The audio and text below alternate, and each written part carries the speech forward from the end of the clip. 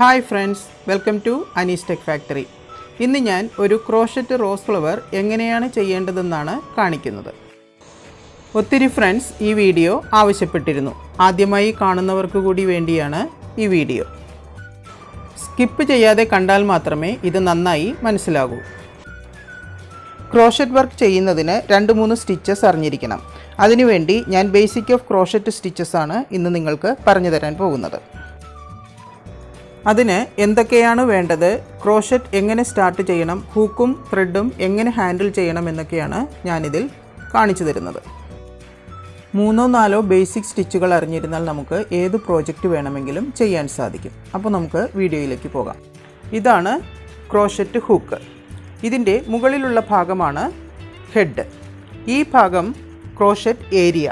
അത് കഴിഞ്ഞ് വരുന്ന ഫ്ലാറ്റായിട്ടുള്ള ഈ ഭാഗത്താണ് നമ്മൾ കൈ പിടിക്കേണ്ടത്. ഇങ്ങനെയാണ് കൈ പിടിക്കേണ്ടത്. ഇത് വരുന്നത് ഹാൻഡിൽ. ഇതിനാണ് ഹാൻഡിൽ. ഇത് നമ്മുടെ കൈക്കുള്ളേ ഇരിക്കണം. ഇത് നമ്മുടെ ഫേസിന് നേരെ ഇരിക്കത്തക്ക രീതിയിൽ വേണം നമ്മൾ പിടിക്കാൻ വേണ്ടിയിട്ട്. യാൺ ഉള്ളിൽ പോകുന്ന തരത്തിൽ വലിയ ഹോളുള്ള ഒരു നീഡിലാണ് നമുക്ക് വേണ്ടത്. സ്റ്റിച്ചസ് പഠിക്കുന്നതിന് വേണ്ടി ഇതുപോലെ തിക്കായിട്ടുള്ള യാണാണ് ഞാൻ എടുത്തിട്ടുള്ളത്.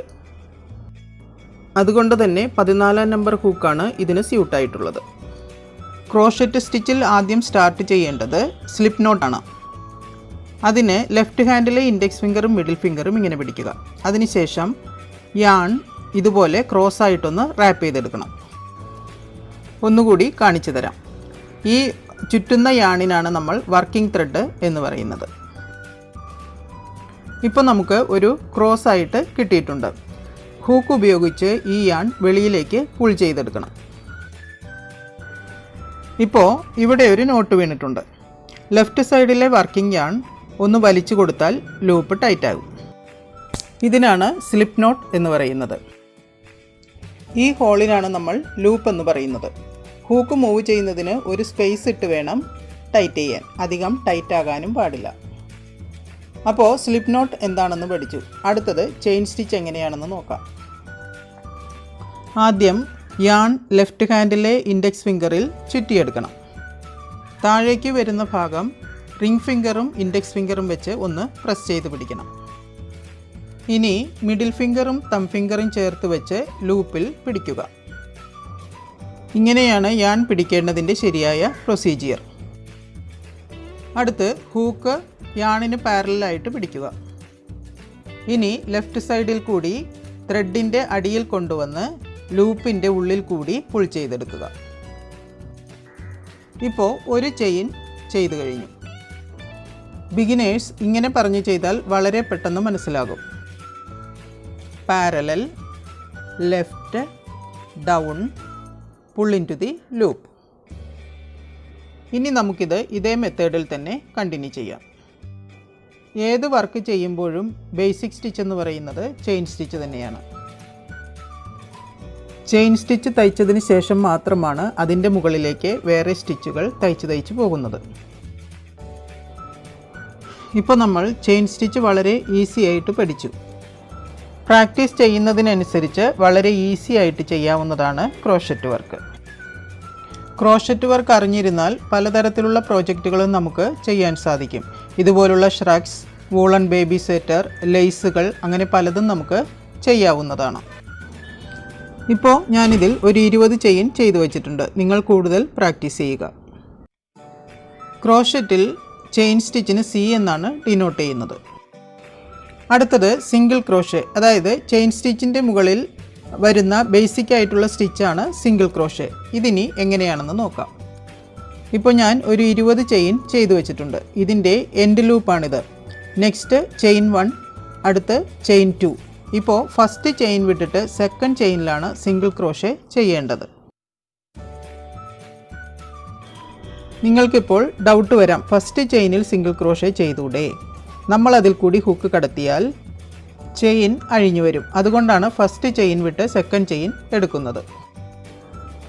ഇപ്പോൾ ഹൂക്ക് സെക്കൻഡ് ചെയിനിൻ്റെ സെൻറ്ററിൽ കൂടി ഇൻസെർട്ട് ചെയ്ത് അതേ ചെയിനിൻ്റെ ഉള്ളിൽ കൂടി തന്നെ മേലെ കൊണ്ടുവരണം. ഇപ്പോൾ 2 ലൂപ്പ് ഫോം ആയിട്ടുണ്ട്. ഇപ്പോൾ 2 ലൂപ്പിൻ്റെയും ഉള്ളിൽ കൂടി ഒരേ ടൈമിൽ യാൺ വെളിയിലേക്ക് എടുക്കണം. ഇതാണ് സിംഗിൾ ക്രോഷെ.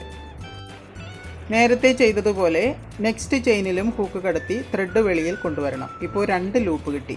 ഈ 2 ലൂപ്പിൽ കൂടി ഒരേ ടൈമിൽ ത്രെഡ് വെളിയിലേക്ക് എടുക്കണം.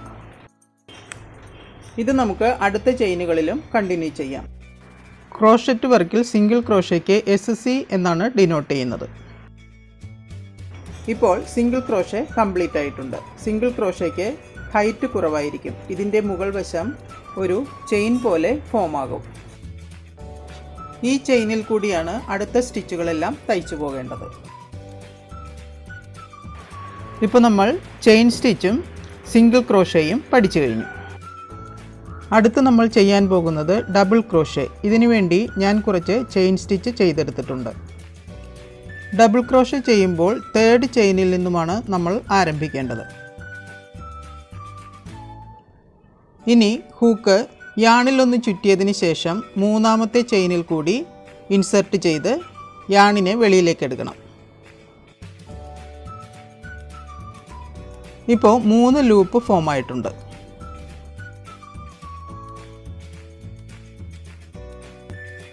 ഇതിൽ ആദ്യത്തെ 2 ലൂപ്പിൽ കൂടി ഒരേ ടൈമിൽ വർക്കിംഗ് യാൺ പുൾ ചെയ്ത് വെളിയിൽ കൊണ്ടുവരണം. വീണ്ടും 2 ലൂപ്പ് ഫോം ആയിട്ടുണ്ട്. ഹൂക്ക് ഒന്നുകൂടി പുൾ ചെയ്തെടുക്കണം. ഇതാണ് ഡബിൾ ക്രോഷേ.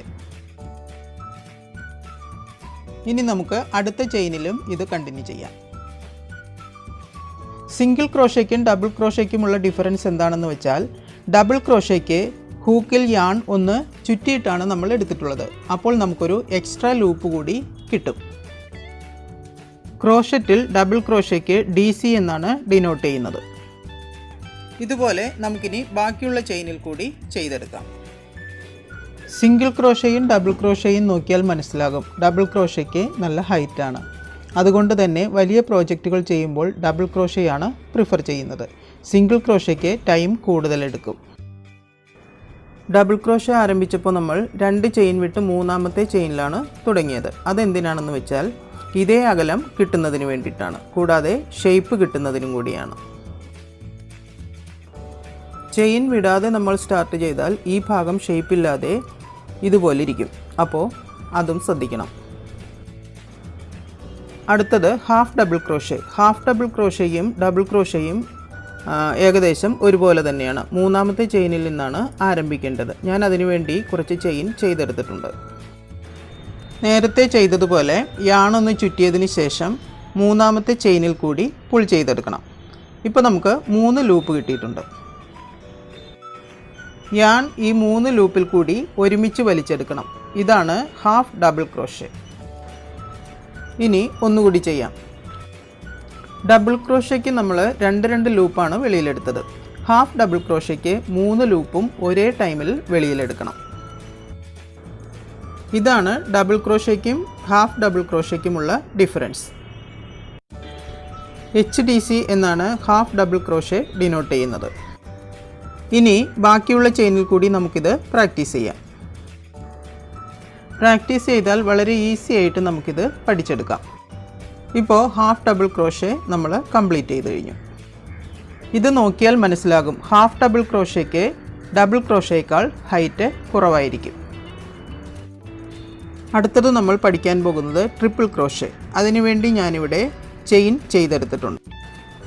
നേരത്തെ ചെയ്തതുപോലെ ഇതിന് 3 ചെയിൻ സ്കിപ്പ് ചെയ്തിട്ട് 4ാമത്തെ ചെയിനിലാണ് സ്റ്റാർട്ട് ചെയ്യേണ്ടത്. ഇതിൽ യാൺ 2 പ്രാവശ്യമാണ് ചുറ്റേണ്ടത്. എന്നിട്ട് 4ാമത്തെ ചെയിനിൽ കൂടി വെളിയെടുക്കണം. ഇപ്പം നമുക്ക് 4 ലൂപ്പ് കിട്ടിയിട്ടുണ്ട്. ഇതിൽ 2 ലൂപ്പിൽ കൂടി വേണം യാൺ പുൾ ചെയ്തെടുക്കാൻ. ആദ്യം 2 ലൂപ്പിൽ കൂടി യാൺ വെളിയിലേക്ക് എടുക്കാം. വീണ്ടും 3 ലൂപ്പ് കിട്ടിയിട്ടുണ്ട്. വീണ്ടും അടുത്ത 2 ലൂപ്പിൽ കൂടി നമുക്ക് യാൺ വലിച്ചെടുക്കാം. ഇപ്പോൾ 2 ലൂപ്പ് വന്നിട്ടുണ്ട്. ആ ലൂപ്പിൽ കൂടിയും നമുക്ക് യാൺ വെളിയിലേക്ക് പുൾ ചെയ്തെടുക്കാം. ഇപ്പോൾ ആദ്യം 4 ചെയിൻ സ്കിപ്പ് ചെയ്തത് എന്തിനാണെന്ന് മനസ്സിലായില്ലേ? ഇതിന് ഒരേ ഹൈറ്റ് വരുന്നതിന് വേണ്ടിയിട്ടാണ് നമ്മൾ ആദ്യം ചെയിൻ വിടുന്നത്.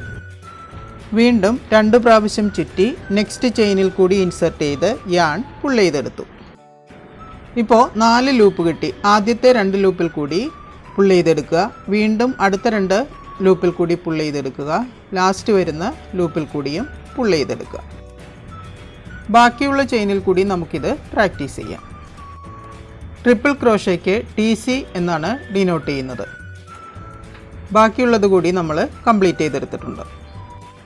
ഇപ്പോൾ നമ്മൾ ബേസിക് ആയിട്ടുള്ള chain stitch, single crochet, half double crochet, double crochet, triple crochet ഇതെല്ലാം നമ്മൾ പഠിച്ചു കഴിഞ്ഞു. എല്ലാവരും ഇത് പ്രാക്ടീസ് ചെയ്യണം. അടുത്ത വീഡിയോയിൽ നമുക്ക് റോസ് ഫ്ലവർ എങ്ങനെയാണ് ചെയ്യുന്നതെന്ന് പഠിക്കാം. Okay, until then see you in the next video.